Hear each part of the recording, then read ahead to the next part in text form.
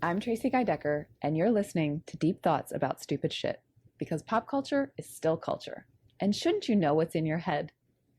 On today's episode, my sister, Emily Guy Birkin, and I are joined by Professor William Patrick Day from Oberlin College, and he will be sharing his deep thoughts about King Kong, all 3 movie versions.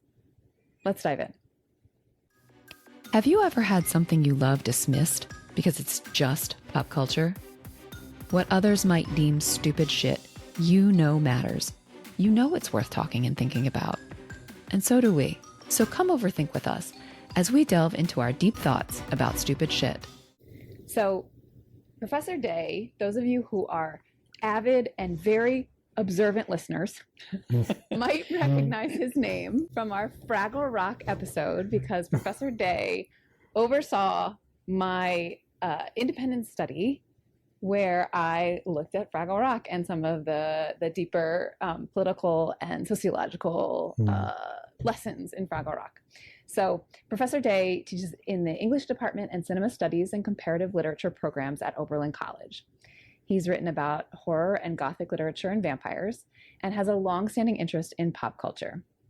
In addition to horror stories, Professor Day is interested in science fiction, fantasy, and detective stories. On the other hand, he's quite happy working with what is called high art, the work of writers such as Henry James, William Faulkner, and Wallace Stevens. He's currently working on 2 projects: a book on history and film called Imagining History, and an essay on wonder in the 1933 and 2005 versions of King Kong. It's called The Ape in the Age of Mechanical Reproduction. So, welcome to the show, Professor Day. It is great to have you here. Oh, it's great to be here. So, King Kong, when I reached out to you, I actually reached out to Professor Day to let him know that we did that episode about Fraggle Rock all these years later, and I saw the King Kong connection, and so asked if you might be willing to come on to talk about King Kong. So I'll briefly share what's in my head about King Kong, and then I'll turn it over to Emily, and then we'll dive in. So in my imagination, King Kong, I don't know if I've seen, I actually do not know if I've seen the movies. I know I haven't seen the most recent one, the 2005. Yeah. I think maybe I've seen the one from the 30s, but in my imagination,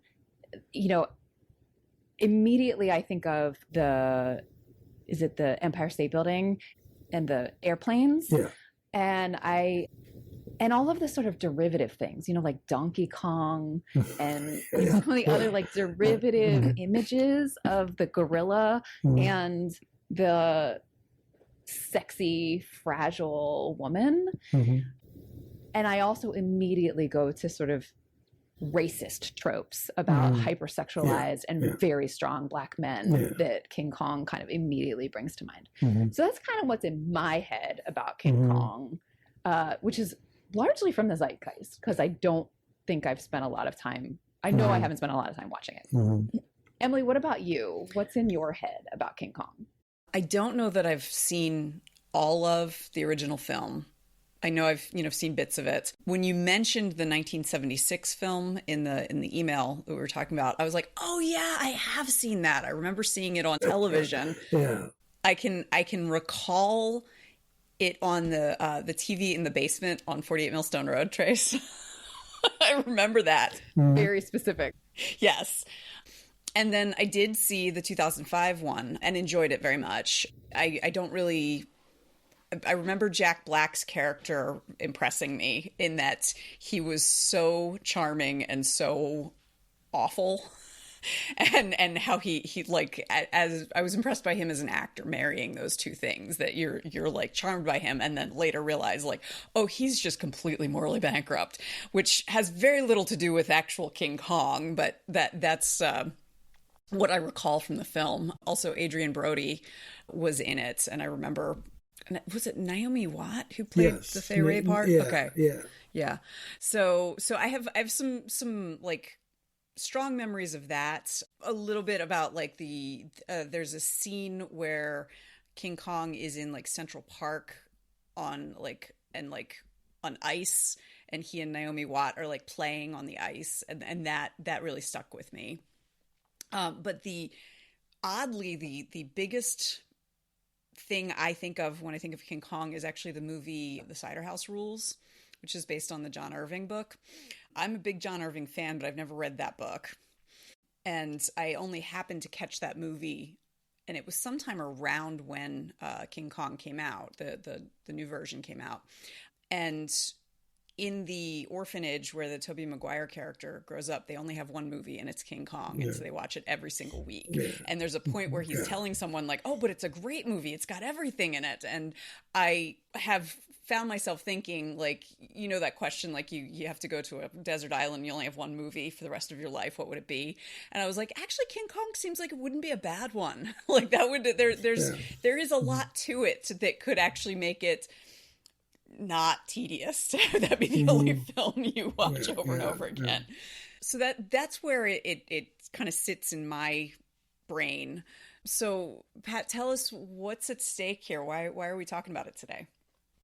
Well, there's a lot of different ways into King Kong. It is actually a really unusual film in the history of Hollywood movies. It is the first film to successfully score music as a series of leitmotifs and continuous narration in the jungle and second New York sequence. Max Steiner, at the suggestion of the overall producer David Selznick, was trying to do this. Nobody did this before. I mean, except Steiner had tried it twice before. So it was really remarkable that was done, and people really noticed that version was made to some degree by Steiner's music. It's also highly innovative in terms of making the sound design and the ambient effects coordinate with the dialogue and the music. And so the 1933, which looks really quaint today and all that, was really quite unusual at that time.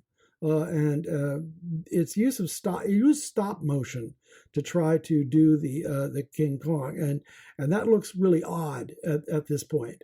But the technical things they did with shooting, because there are lots of dinosaurs in it, and there's dinosaur fights and stuff, and they had to do a lot of back screen, shooting and multiple takes to insert things into it. And in a lot of ways, I mean, it just sort of overwhelmed people. I think that's a very interesting aspect of it. It is also the case that Merian Cooper and Ernst Strodzak, who were the people who actually made the film, had started out as documentarians. And they did documentaries which basically went into Central Asia and Sumatra and did sort of slightly fictionalized, in a couple instances, ethnographic films. They literally followed a tribe of Central Asians moving from one grassland to the new grassland as winter came. And it's usually seen as the second major documentary after Nanook of the North. And he sort of then moved into finally doing fictional films, and ended up, Merian Cooper had a very long career in Hollywood as a producer. And so a lot of this just sort of follows out a tremendous number of interesting things about cinema. And my particular interest in it is, in fact, rooted in the way in which Kong is portrayed through different because Kong's a lot of things. I mean, he's an implausibly large ape. He is, in fact, sort of working through this kind of set of racial stereotypes that you mentioned, and that's part of what's going on in it. He is also a special effect. And it's the first instance anybody knows of a special effect becoming a hero or a central figure in a film.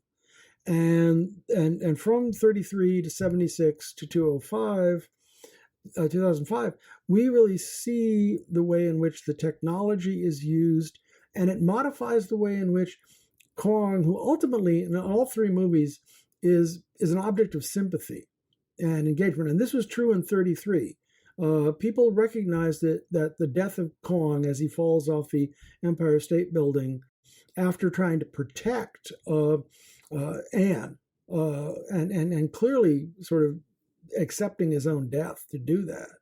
That, I mean, he was people always thought that, this was the sad moment of the movie. And that's, I think, this sort of issue of technology and this idea of he's also nature. I mean, what could be more nature than a giant ape that lives in a jungle where he fights dinosaurs? It's like, you've got about as much nature as you can ever have in that. And this idea that he's kidnapped and taken to the city, and it's the city that actually destroys him, and he fights with it. Those are these tropes that I think really are interestingly changed in all three movies. That's the other thing. Once you have the three movies, you can sort of chart the development of Kong, not only in terms of the history of cinema, but in terms of sort of these sort of things in which he's surrounded by them. Because Emily, as you it may be a while since you've seen it, but there's this theme of environmentalism that runs through the 76. I mean, it's all about an oil company which is predatory, and they're sort of out to despoil the environment, and they end up bringing Kong back so he can be a advertising gimmick for Pet Rock Petroleum. And there's a lot of that kind of satire and in it, and then Jackson is interesting because I'm going on a long time here, but it's okay. Jackson is maybe the world's greatest King Kong fan. I mean, if he was sent to a desert island, he would probably take Kong. Actually, he has a huge collection of Kong memorabilia, and he's actually said that it was the first movie he saw that he made him realize he wanted to be a filmmaker. And it had been a project that had been on his mind for a while. And he'd been sort of fooling around with it. And then he starts doing Lord of the Rings cycle. And of course, New Zealand is turned into basically a gigantic studio to do that. And then he starts realizing, no, I can do Kong. And that's the next project he wants to do. And he shoots in New Zealand, because it has all these different locations that he can use. But it was a project that he was really deeply engaged with, because he considers this to be one of the great movies. And actually, there is a good history of filmmakers, particularly people in sound and animation and cinematography, saying, this is the movie that made me want to go into the movies. This is what inspired me. And I mean, Peter Jackson is only sort of the top of that at that point, since after Lord of the Rings, he could have filmed anything, whatever he wanted. What he wanted. Yeah. But he does this one. He was the 800-pound gorilla. Exactly. Well, and it's a film about movie directors. Mm-hmm. Overtly in the first one and the Jackson one, and then it turns to being about advertising and image making in the second. There's no filmmaker in it, but the Jeff Bridges character is taking photos all the time. He's doing the photo record of the whole expedition. So I'm going on. I just find all these fascinating aspects of this movie in terms of culture and the history of movies themselves. It is fascinating. Yeah. So bring us up to speed. Okay. So for me and for our listeners who haven't seen it or haven't seen it recently, can you give us like the synopsis of the plot and maybe kind of start with the 33 and then maybe give us, and then 76 did this, and then 2005 did that. Okay. In the 33, it's in the middle of the Depression. I mean, it's literally in the middle of the Depression. And this guy, Carl Denham, who has been making something which was really common at that point, animal pictures, going off and filming animals and people in so-called exotic places and things. And he wants to go and do a shoot on this island that he's heard about, that as he says, no white man has ever seen. And the studios don't want his work because there's not enough romance in it. That's all about animals and stuff and things like that. And so he recruits a young woman named Ann Darrow, who is out of work and can't get any other work, and persuades her to come with him on the ship. And he keeps it a secret where they're going and what they're going to find. And he keeps talking about, oh, this is going to be amazing. You'll see things you can't imagine. It'll be beyond this. And you have scenes on the ship where he rehearses her to see Kong. He films her and she's in a costume that makes it sort of like sort of evening wear, and he says, all right, you're happy, then look up. You see the most terrifying thing in the world. You've never seen anything like it. Scream, Anne, scream. And she does, and Fay Wray does this. And so they're all ready. They get to Skull Island. They find out that Skull Island is inhabited by a bunch of islanders who worship Kong, and he is their deity basically, and they sacrifice to him. And they just arrive at the wrong moment when they're going to do a sacrifice. And when they see Anne, they go, "Oh yeah, it should be a much better sacrifice." And they kidnap her. And they want to leave at that point. Everybody's kind of scared at this because Kong is behind this gigantic wall, as you see in all of them. And so he can't get out, but they're pretty nervous about it. But once she's kidnapped, they have to go back and get her. They go into, the Kong world, and, they attack. Everybody's attacked by something. And Kong fights with a huge number of dinosaurs and other kinds of creatures. And but he takes Anne along with him.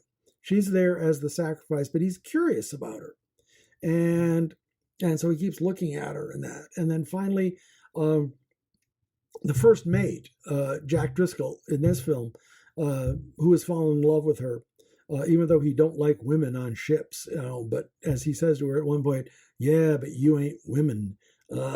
It's actually a very self-conscious film about this, and the final screenplay was actually written by a woman named Ruth Rose, who did a great job with it. Wow! I mean, she's really good. She was actually married to Ernst Schoedsack, who was Cooper's partner, and she actually modeled denim specifically on Miriam Cooper, and Jack Driscoll on her husband. Wow. And she's kind of unsparing with them, actually, when she does it. So in the end, Kong bursts out into the village because he's pursuing Anne. He destroys the village. He eats several people. He's eaten people before. He throws them up in the air. He stomps on them. It's an extraordinarily brutal movie. It's pre-code. And the stuff that they do in this is still shocking today. I mean, even though, of course, it's a giant Kong head chomping on a little tiny, doll, but it's still awful to look at in that. And then they take him back to New York, where he is to be exhibited as the eighth wonder of the world. And he sees Anne, he freaks out, and he tries to, and she runs away. She's always terrified through him in the movie. She never has any sense of any connection with Kong at all in the whole film, which is actually the far more reasonable reaction than kind of, oh, we can be friends, or you're kind of sweet, that sort of thing, because he's not. I mean, he really is a monster in all these ways. But he sees her, and he goes on a rampage in New York. He eats somebody, and he picks up somebody who's a blonde, and he sees us not in, and he throws her, out in the air, and she falls, 50 feet to her death. And then he destroys an elevated train looking for her. Finally finds her, climbs the Empire State Building, which, interestingly enough, was not even open at that time. It had just been completed. Oh. And it was actually referred to in the early advertising as the eighth wonder of the world. The building was. The building was. Oh. Yeah. and then the planes come and they kill him. And the movie ends with the line with Denham standing over the dead body of Kong in the streets with a huge crowd around it, and they say, "Well, the airplanes got him," and he says, "No, the airplanes didn't get him. It was beauty killed the beast." Mm-hmm. And I knew I had an interesting relationship to this film because, of course, the first thing, and I was like 11, the first thing that came into my mind was, well, hell no, you killed him. because this is this weird fascination with both the terror and the exoticism of the natural. But when you get, New York is a terrible place. It's the Depression in the first part, and then it's full of these gawking idiot spectators, who basically just will crowd in to see anything without knowing what it is because it's supposed to be important. And Kong by that time is a sympathetic character, and he's destroyed by all this technology. He almost triumphs over it, but that's what kills him finally. And it starts this sort of weird thing that runs through a lot of the movies, all the movies, as this kind of like ambiguous relationship between the savagery of nature and the savagery of modern technological capitalism is what it really is. And that's this theme that's carried out in these movies. And all the movies follow roughly this plot. The 76 movie brings in the oil company and it drops the overt movie theme. But the Anne character, who is Dwan, this is Jessica Lange's first film too, and she plays this sort of naive, starstruck young woman who is basically convinced that she's going to be a star, and is very conscious about the fact she's very beautiful, but she's a nice person too. And she is there and is kidnapped by Kong. Kong at this point, though, becomes he does terrifying, horrible things, but he actually seems to understand more of what's going on with him. And he's actually played by a guy there is no Kong on his own in the first movie. It's all stop action. It's a little 18-inch puppet, basically. In this one, in the second one, he's actually played by Rick Baker, who is one of the most famous makeup artists in Hollywood, who goes on to this career. But Kong is a guy in an ape suit. And so he actually looks much more human than the earlier Kong, because he really is human in that way. But she actually sort of forms a relationship with him, and it's even kind of eroticized on both sides in that one. It's kind of odd, interesting, but that's always one of the things you have to do to sort of like figure out how to deal with this story, where you're going to end up sympathizing with Kong. And so they start in that film to write that in, that Anne actually, likes him and identifies with him in some way. And then they do the same thing. They take him to New York to abuse him, and he breaks out and he starts killing people and doing things. In that film, he ends up on the top of the World Trade Center, which doesn't work anywhere near as well as the Empire State Building. It just, it's a flat roof. Who cares? Mm-hmm. And then what Jackson does that's different is he really gives a really complicated backstory for all the characters in the voyage to Skull Island, and you get to know them a lot better. The first film just moves with an incredible pace. I mean, it's a beautifully paced film, and the story in terms of beats is just right on time all the time. He's much more leisurely at the beginning.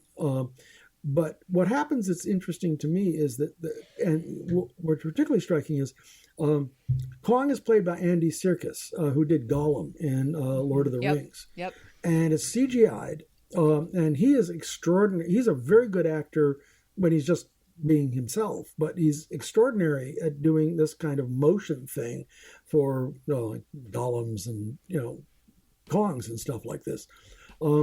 But Kong in that now really looks like an ape, and they get it. He's extraordinarily expressive. Baker does the best he can to make Kong expressive, and he's really pretty good at it. But with Serkis, I mean, he's human from the beginning, and you get this strong when he's carrying her through the jungle. you get the sense that, I mean, she's his because they gave him to me, and I take them when they give me these sacrifices. That's mine. But she actually is a performer, and she tries to win him over by dancing for him. She's a dancer, and she performs this dance. And at first he's like, what the hell's going on? And I've never seen anything like this. And then he starts to like it. And there's this kind of like, okay, we have a relationship, but I'm still your prisoner and you're still a monster ape, so we have some problems. But he protects her from all these monsters in there. He kills 3 Tyrannosaurus Rex in 10 minutes to protect her. I can remember when Roger Ebert's review at the time saying, like, if Kong fighting 1 T-Rex is cool, fighting 3 T-Rexes is way cooler. It's amazing. The thing which really struck me about, I like the Jackson version, but the thing that's interesting is that he gives you the sense that Kong lives in is brutal because he lives in a brutal world. There is nothing to do but fight all the time. And he connects with Anne because she dances for him. She juggles for him. And he likes that. And all of a sudden there's this sense of pleasure. And there's this scene where he goes, after they have been fighting and all this, and he goes and he sits on the ledge of his lair to look at the sunset. And he looks really sad. And she comes up to him and looks at it and looks out at it, and then looks back, and then she says, beautiful. And it's this moment where they connect, not in an erotic or sexual way, but in the sense of beauty, not just her, but the idea of the beautiful itself that he appreciates. Because you get this feeling that Kong has been out there killing T-Rexes all the time, and all he can do is come back to his mountain lair and watch the sunset. And he's fully human by that point. And then they have that scene where after he escapes with her in New York, she takes him ice skating basically, and they have fun. And then they have to go up on the tower, and he has to die. And so they're all the same, and they all have this arc of this kind of strange, brutal, monstrous creature who is also nature in some way, that is being destroyed by modern culture. And of course, all of them are about technology and technology's intrusion into these things. And that's the thing which fascinates me, because it does change and it does develop, and it is always of its own time in some way. The mythology is much bigger than any one of the individual movies, and that's why it gets repeated. The later movies, obviously, in some sense, are trying to sort of pull away from the image of the ape as racialized predator. He's much more sympathetic in those films. What doesn't change and is so bizarre is that the islanders in the first film are black. They're Africans. What are doing in the middle of the South Pacific? I mean, it's never explained. And it is a real sort of form of primitivism at that point. I mean, that's what's being done. And in the second movie, they do the same thing. They're in the South Seas. They're not actually, doesn't make any sense that they're there. But again, they function as this symbol of this, not only primitive, but destroyed primitive cultures that they've slid back into absolute savagery and human sacrifice. Yeah. I mean, that makes us, to me, that makes a certain amount of sense about the American psyche, white American psyche, that there is definitely a racial hierarchy, and Pacific Islanders are higher than black folks. Black folks are at the bottom of the hierarchy. Yeah. Although in the Jackson version, it seems to me it's in New Zealand, so he casts indigenous New Zealanders actually in it. Maybe some Australian indigenous peoples too, but you still get that sort of racial effect on this.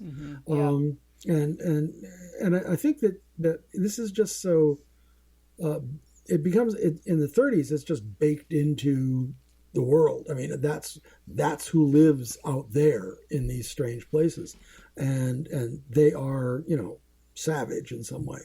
The other two, I think they're kind of like, well, that's the movie. I mean, that's the myth. I mean, and there's nothing we can do about it. Jackson actually, he can explain a large mythology about this, about why he does this. And one thing that's striking in the movie, and I think he's trying to sort of balance this, he has in the first part an important black character who is quite heroic and really does present a significant contrast.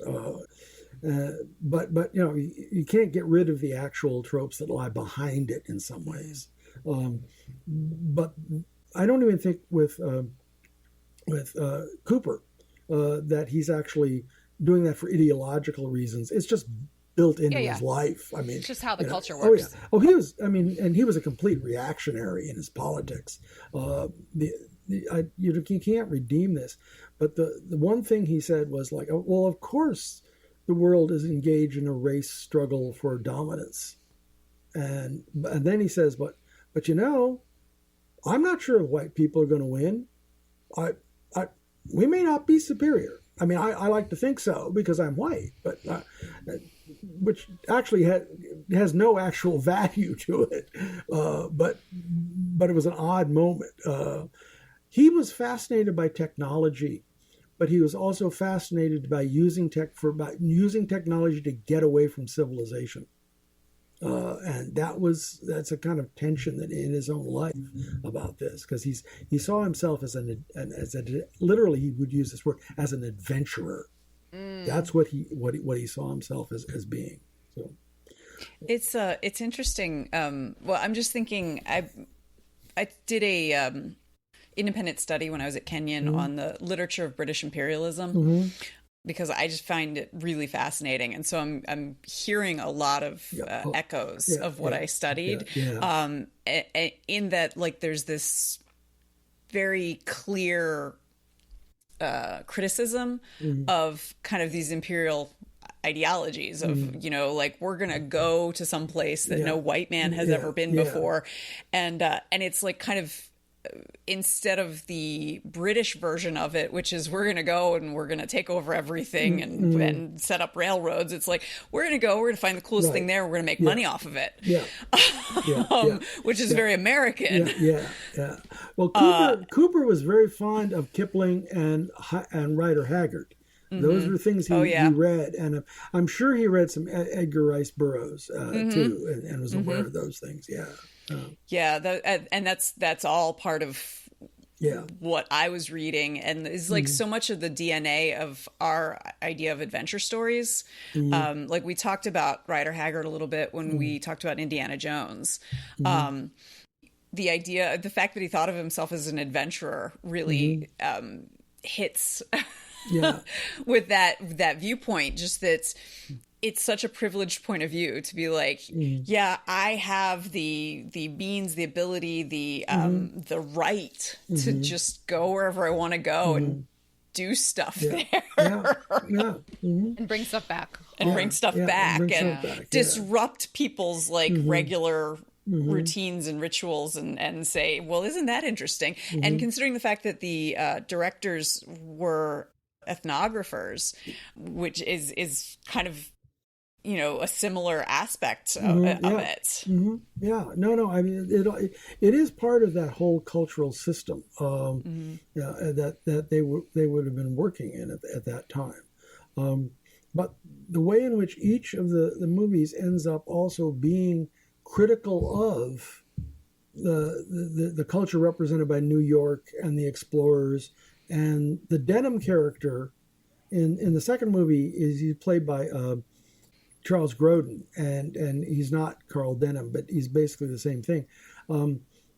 They all end up they're crazy. I mean, they're actually portrayed as nuts in all of this, and obsessed with fame and money, and that's that idea of creating celebrity and turning Kong into a celebrity is this very bringing him back to be that is really fundamental to the mythology, and it's also fundamental to, by the end, making Kong this figure of pathos and even tragedy in certain ways. Yeah. The tension that I'm hearing that you're describing, so many like layers of tensions between sort of potentially false dichotomies, but dichotomies nonetheless, nature and civilization. I'm putting quotes around civilization and technology and nature and beauty and survival. And I think I'm particularly fascinated by the tension that I think you named in the beginning when you were talking about why this matters to you in the innovative technology of the original movie itself. Yeah. Like this piece of art, which is critiquing technology, which is itself innovative technology. Exactly. I'm finding like really, really fascinating, like the tension in that, like pushing the medium to do something that it had never done before, right? Like we couldn't have told the Kong story on film before they invented these techniques, right? And to push the medium, like I never would have thought about the score that you brought to us. And that was the first thing that you named, Pat. Yeah. And that, which has become something that we just rely on. Like, I know how I'm supposed to feel when I'm watching a movie because the music tells me how I'm supposed to feel. And so the idea that we could point to this movie as one of the first places to do that while it was critiquing technology, it's just like blowing my mind a little bit. No, it really is. I mean, the essay I'm working on is really about this idea of Kong as wonder and movies as wonder. And that's sort of like, that's really the center of what's going on, because the most wonderful thing is not even Kong.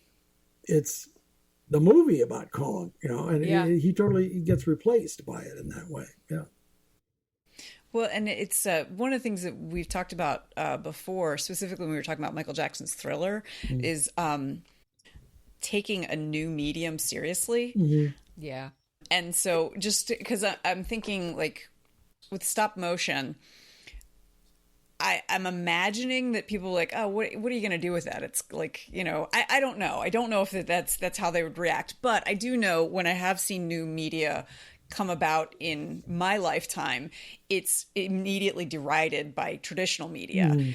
And so when we were talking about Michael Jackson's Thriller, we were saying one of the things that was cool about it was the fact that Michael Jackson and John Landis, who directed it, took the medium of music videos seriously. They were like, we're going to do something very intentional with this. Whereas prior to that, it was just, images of the people singing at best. And so were low production value or whatever. And so I saw that with blogging, when people started blogging, we're like, well, this isn't real writing. I was like, well, the novel didn't used to exist either. That was a new media, a new medium at one point. So I think that's also really interesting because there is this embrace of new technology in a movie that is like critiquing the use of technology and using technology that may have been just not thought of if or derided or whatever. I do know, like, people now tend to think of stop motion just because it looks so different from the technology we're used to.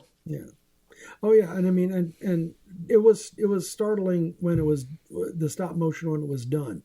It was roughly developed by this guy Willis O'Brien, who had made a monster movie using it like 7 years earlier, but it was not a huge success. But I mean, he was seen as having perfected it so that it could actually be used, because there was no other way to get Kong in the picture. It just wouldn't have worked. You couldn't use animation, and they didn't want to use a guy in an ape suit, so this was it. And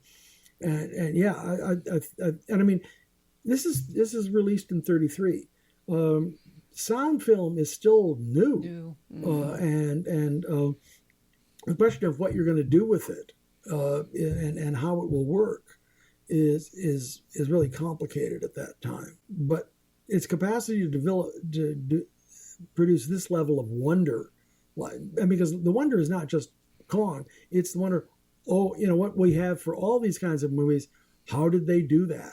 And I mean, if they'd had a way of doing a director's commentary in 33, it would have been all about like, yeah, we had all real trouble with that shot. It was really difficult. It took us 14 takes because you got to get the camera at exactly the right angle.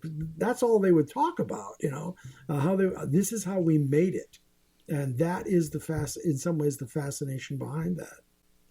I'm curious to hear, we've talked about horror a few times on the show. I am not at all a horror aficionado. I'm just too much of a wimp, to be perfectly honest. But I'm interested to hear about Kong kind of in how Kong sits in the genre, in the development of the genre, because looking back on it now, it doesn't feel like horror. Right. And yet some of the key components of what makes horror, I think, are there, especially in 33. Yeah. Can you talk to us about that a little bit? Yeah, the first time I ever actually wrote about Kong was actually in a book I wrote about the Gothic. And it's when I was talking about 20th century sort of versions of the Gothic, how it got rerouted and redone. And I talked about Heart of Darkness and Freud's Dora, A Case History, and Vertigo, and I talked about Kong. And Kong, is horror in its most forceful way. I mean, horror stories involve the direct confrontation with the monster, with something which is an overwhelming force that comes at you.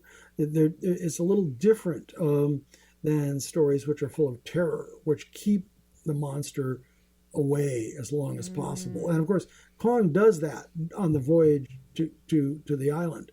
But it really is, in a lot of the earlier things, of course, it's kind of a supernatural creature, something which goes beyond the ordinary realm. And Kong does that. But again, he remains natural. And the confrontation that's going on in this, again, is on at least on a formal level, is this sense of its erotic quality. That horror starts to merge in some weird way with sort of sexuality. And there's a scene in the 33 version, which is duplicated in the 76, but not in the 2005, where Kong picks Anne up and he's curious about her. And so he starts sort of scratching at her with his finger, and her dress starts coming apart. And he's sort of pawing at her. Now, because of the technology they've had for the head that we're looking at, and the way we're looking at him, he looks like, an 8-year-old boy looking at his sister's Barbie. It's about the stuff in the 76 version is overtly eroticized and made sexual. And I think that's the sort of idea of the horrific and desire that are really being brought together in that.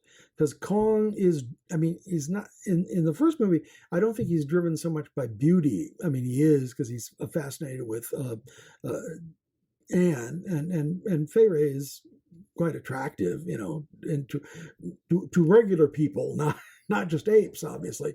And so that's there, but he's driven by this desire for something that she represents to him, and he pursues it to the point of his own destruction, but he destroys everything else on the way, and you get the sense that in that film that if he hadn't been worried about protecting her, he would have destroyed New York.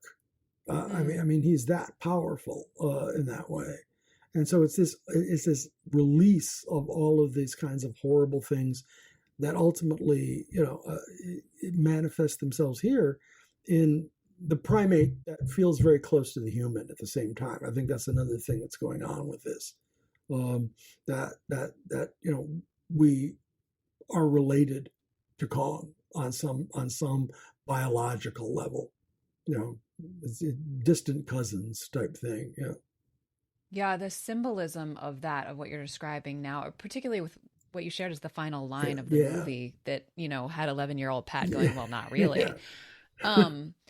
The symbolism of that, like sort of the when I iterate that out, to the power that female sexuality has over culture, Yeah.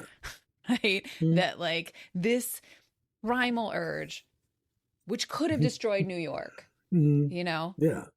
but beautiful Fay Wray was able Yeah. to, Yeah. distract and subvert Yeah. and somehow control even. Yeah. Though I don't think that it doesn't sound like Anne felt that she had any control. Oh, as, no. as portrayed. So it's like Emily and I talk regularly about the way that pop culture or culture in general will sort of give with one hand and take with the other. Yeah. And that's for female sexuality. That's what I'm hearing a lot. Like super powerful, but not inside your control, lady. Yeah. Well, that's true in this situation. Although it's interesting that she, when she's on the ship and she meets Jack Driscoll, the first mate, who says, "I don't like women on ships," but you're not women. But eventually comes to, "You ain't women," and she sets out to charm him, and she does, and she charms him into this idea that maybe this all male tramp steamer that I work on isn't all there is in the world, and I'm interested. And Pat, how do we, the viewer, feel about that? Like, do we appreciate that in her, or are we invited to sort of think of her as somehow duplicitous?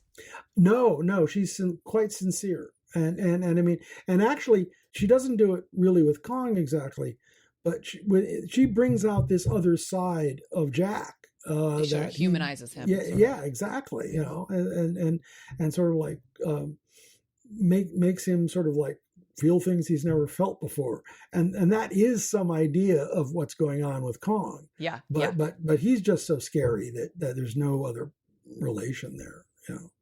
Yeah. And actually, at the end, when Kong goes berserk and sees her at the exhibition, it's also announced that Jack and Anne are being married the next day. Yeah. Well, of course, Kong doesn't know that. I mean, he isn't, but we do, and we can sort of look that up. Yeah.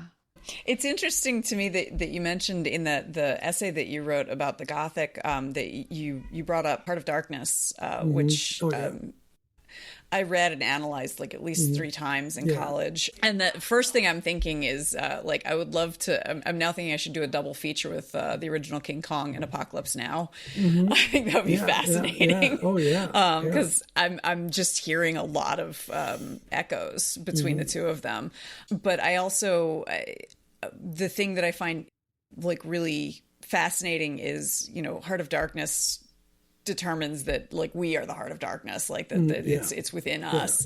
And King Kong kind of does that, but also like otherizes, like it's very much says like, there's some bad stuff that we do. We probably shouldn't do this, that, and the other, but at least we're not, an 800 foot tall gorilla, and at least we're not sacrificing people to the gorilla.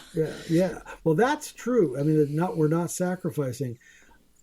I think the movie makers were actually surprised how sympathetic the audience was to Kong, because that actually happened right away. This was how people responded to it, and I've always thought. I mean, it's not provable, but that this spoke to something about people's feelings about the Depression. Here the entire economic system has collapsed. It's not working anymore. They remember the horror of World War I, and it feels like, everybody is a victim. Yeah. And, here's this gigantic skyscraper, which is this sort of symbol of, the power of engineering and capitalism, and it's part of this thing which kills him. And I think people actually did respond to that aspect of Kong, that he was okay. Well, also the fact that he's being exploited to for capitalists to gain. Exactly. So I'm sure the average person could really identify with that during the Depression. Yeah.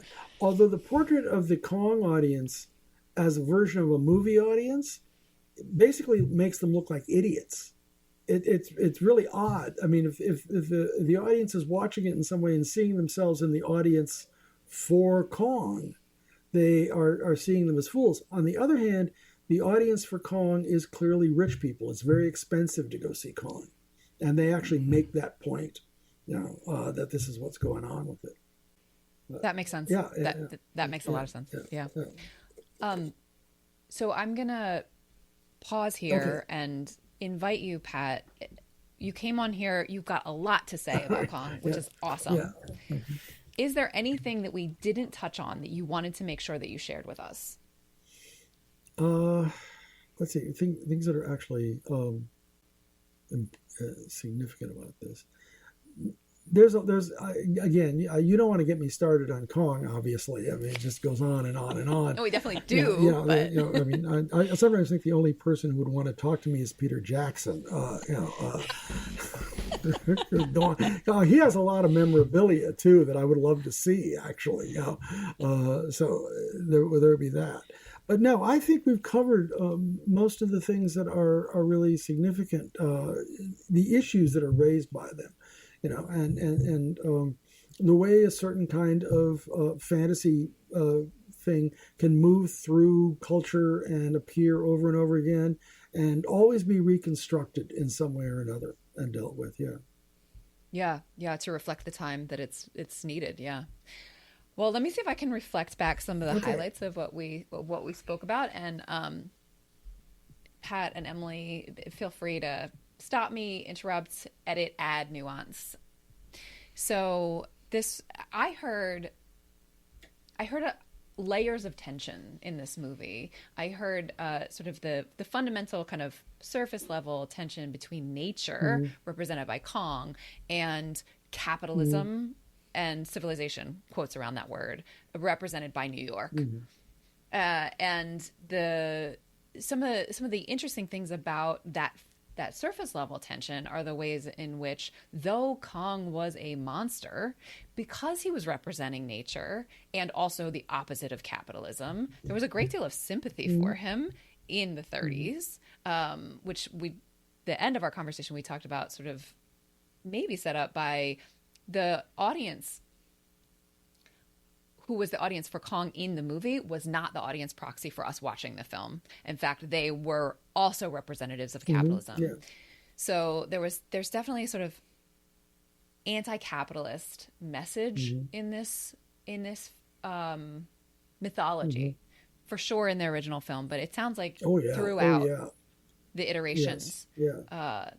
That's part of when I mentioned like how impressed I was by Jack Black being both charming and morally bankrupt. That's what he says the exact same thing about two different people who die. And the first time he says it, you're like, oh, wow, he really does get that, like, how his actions have affected people. And then like some amount of time later, he says the exact same thing about someone else who's died. And you realize like, oh no, he's just glib. And he's just very good at performing, and all he cares about is his whatever his goal was. I think I don't know if it was the money or if the because it's been I saw it in the theater, but whatever his goal was all he actually cared about, and he was good at manipulating people. So there was that same the capitalist critique, you say. Exactly. We talked a little bit about sort of the just baked in kind of racist, white supremacist kind of cultural comportment that shows up, not an intentional ideological like the birth of a nation, but just that baked into the culture of kind of white folks who get to be adventurers, who get to be colonists, who get to be imperialists, who go to Skull Island. And of course it's black people there because we want to see that they are savages. And that they're so much so superior to these savages who would sacrifice people to a monster. And also, the white folks end up being monstrous in a different way. We also talked about we talked about the eroticism of this, that has a racialized component to it for sure in the 30s, but then the eroticism is amped up in the 70s. I heard the erotic connection between the Anne character and the giant ape, which in the 30s for sure was there, but it sounds like it was less explicitly conveyed, in part because of the limitations of the technology of the ape head. And that some of the differences that you pulled out that I found really interesting were Fay Wray's portrayal of Anne is never shows sort of that empathetic connection with Kong. She's just scared the whole time. Versus the later iterations where there was some sort of connection between the two characters. I love what you brought about Kong being sort of a model for a scored film. That speaks to what Emily was pointing out, where we talked about Michael Jackson's Thriller, where these movie makers took this new-ish medium, i.e. sound films, seriously about what it was capable of doing and the kinds of emotion it was capable of creating in us, the viewer. And I find that really, really fascinating, to kind of be able to point to a specific place in the history of film and say that's it, and that it's this film is really interesting. There's so much symbolism in the characters, but also in the way that they then, the setting, like every aspect of it. So, for instance, Pat, you pointed out the fact that the Empire State Building versus the World Trade Center, like aesthetically, is so different, but also in terms of like the symbolism of what the Empire State Building represented in the 30s, this brand new eighth wonder of the world that the movie makers put the eighth wonder of the world on. That's right. Which again is like really interesting kind of layers of meaning and symbolism and tension, which didn't translate quite as well into the 70s of the World Trade Center as the kind of, which is just kind of a square, boxy building. What am I forgetting? I know we talked about more than that.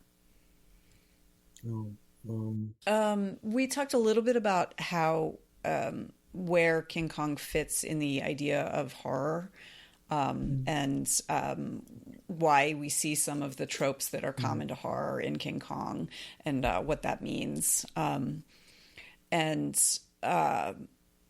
That's part of where that eroticism comes from, is because that tension is often in horror films.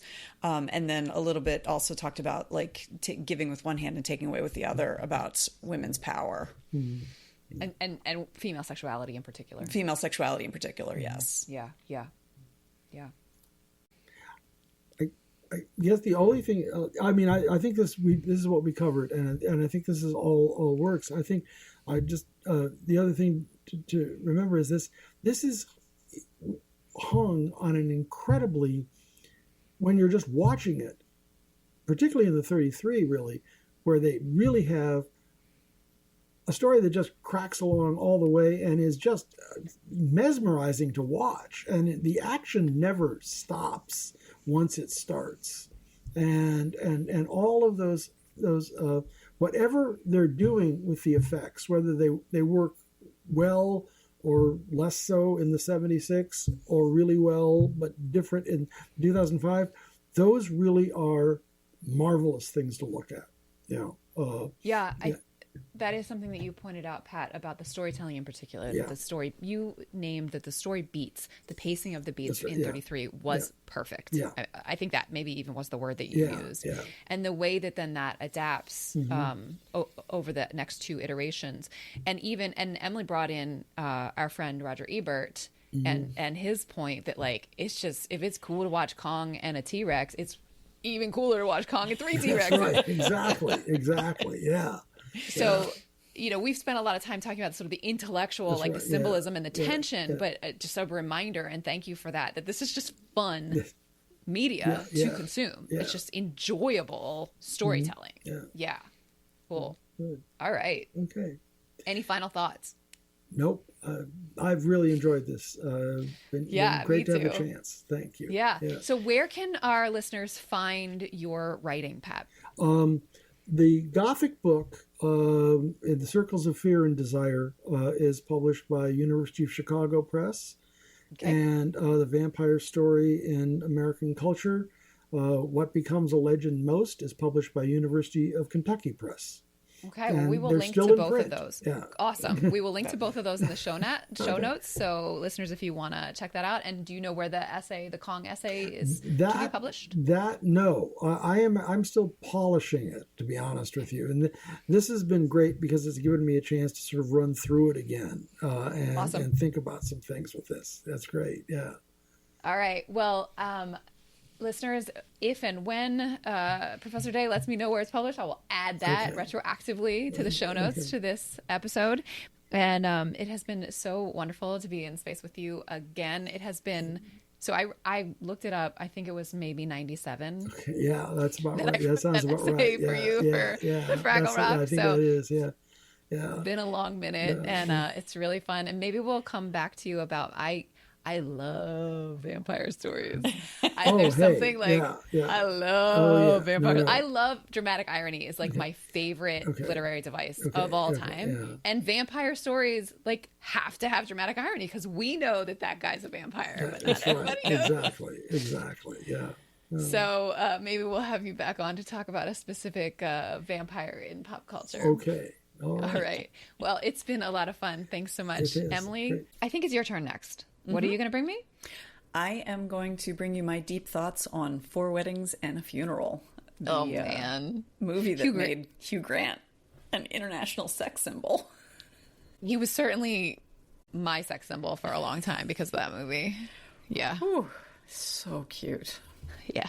All right. Even though he's a little wee nose. Because Emily likes men with big noses and broad shoulders. I do. Who can make me laugh? All right. Well, I look forward to those deep thoughts next week. See you then.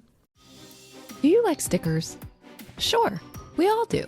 If you head over to guygirlsmedia.com/sign-up and share your address with us, we'll send you a sticker. It really is that easy. But don't wait. There's a limited quantity. Thanks for listening.